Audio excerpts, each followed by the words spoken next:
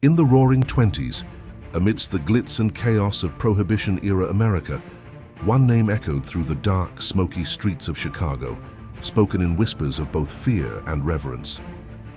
That name was Al Capone. He wasn't just a gangster. He was an emperor, the undisputed ruler of a criminal empire that held an entire city in its grasp. This is the story of his meteoric rise and his dramatic, inevitable fall. Born in Brooklyn, Alphonse Capone got his start in the notorious street gangs of New York. But his ambition was always bigger than the block. Lured by the promise of illicit fortunes during Prohibition, he moved to Chicago to become the right-hand man for crime boss Johnny Torrio. When an assassination attempt forced Torrio into retirement, Capone, at just 26 years old, seized control of the Chicago outfit. The keys to the kingdom were his. With Torrio gone, Capone's empire exploded. He masterminded a vast network of bootlegging operations, supplying the city's thousands of secret speakeasies with illegal liquor.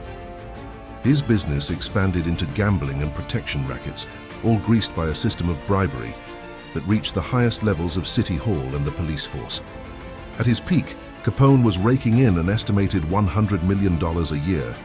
To the public, he cultivated an image of a charismatic benefactor. But behind the facade was a man who ruled with absolute ruthlessness. Capone's power was built on violence.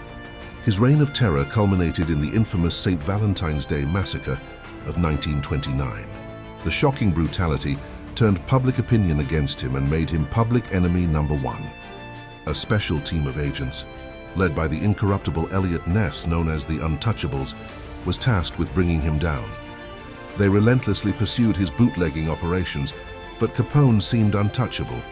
In the end, it wasn't the guns that brought down the King of Chicago, it was his books.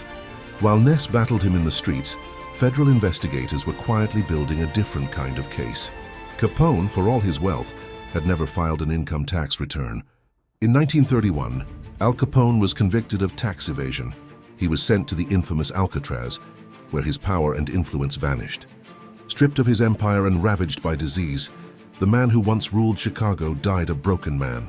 His story serves as a stark reminder that no empire, no matter how powerful, is built to last.